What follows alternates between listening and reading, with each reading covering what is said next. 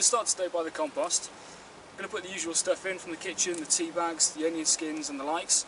But also, this morning, I've been shredding all my confidential waste from the filing cabinets. Bank statements and the likes have been going back for years. It's time for a clear out. Now, I'm going to put this in the compost as well, and this kills two birds with one stone. What we often find with compost is that it gets sludgy and too wet, and we don't tend to add enough brown waste. Now, this is great brown waste, will mix into compost very well, and solves my problem of confidential waste also. Right, we've moved on to what was the potato bed this year, because there's a big gap between this year's crop, which is the potatoes, and next year's crop, which is the beans. We're going to stick something in over winter. As you'll remember, I put the bean trench in, that's for the runner beans. So next to that, we're going to get a couple of rows of broad beans in over winter, and the rest of the plot we're going to use, divide it into three, put a small area of white onions, red onions and garlic. These aren't the crop for next year, but they will come out before the main bean crop gets put in. We're going to plant the broad beans. We're using a variety called Aquadodge Claudia, which is a very good overwintering variety. This will cope with temperatures down to -5, -6, like a normal British winter. Further temperature drops down to -13 will kill them, of course, but let's see what the winter does. It's always worth trying them in advance.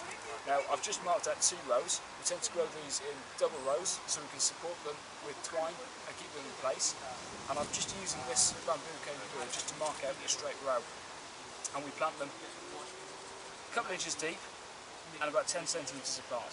So I'll just lay these out in order, and then all we do is we push them to the ground, create depth and cover them with soil. That simple. So we've laid all these beans out and we'll just push those into the ground and cover them with soil. We've got a few seeds left and we'll keep these in the packet over winter in a cool, dry place.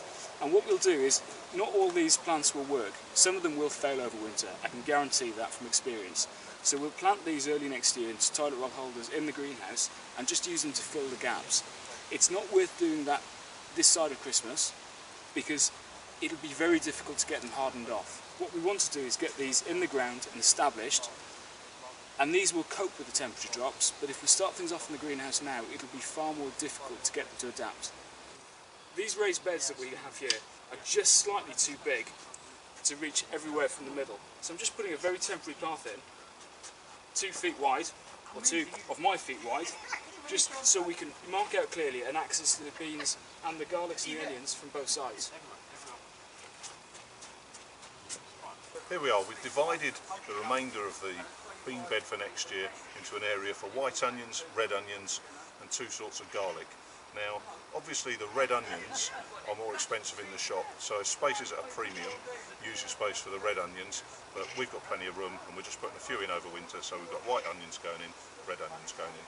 We've got 2 sorts of garlic, we've got hard neck and soft neck, and rather than explain the details, I'll point you to our website where we've got a full article on garlic. I'm going to start off with the white onions. Easy to tell which way up to put them, because you can see the roots starting to come out at the bottom, you can see the top of the plant. So what we do, we put them 1 inch into the ground, about 5 inches apart, just press them into the ground, and come a couple of days time we'll come back and check on them to make sure the birds haven't pulled them all back out again and push them back into the ground.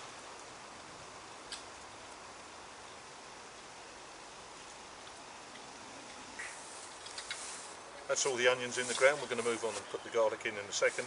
Obviously we're putting the labels on so we know what we've got in each particular bed, the variety and when they went in. We're now moving on to the garlic. This is bought from the garden centre and it's a whole bulb.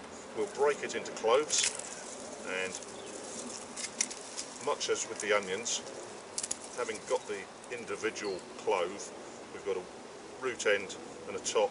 We'll plant them in the same way, about 1 inch deep. These need to go 4 inches apart. I would advise against planting stuff bought from the supermarket or the corner shop. One of our neighbours has a great success with it, but generally speaking that stuff in the supermarket has been treated and is not going to give us good performance as the stuff from the garden centre. As mentioned previously, the strimmer was stolen a couple of weeks ago. Unfortunately, because we've had an absolute downpour this week, we've not been able to do the strimming this week, so the only job I've got left to do is start clearing up this water butt feature and prepare what we're going to do with it next year.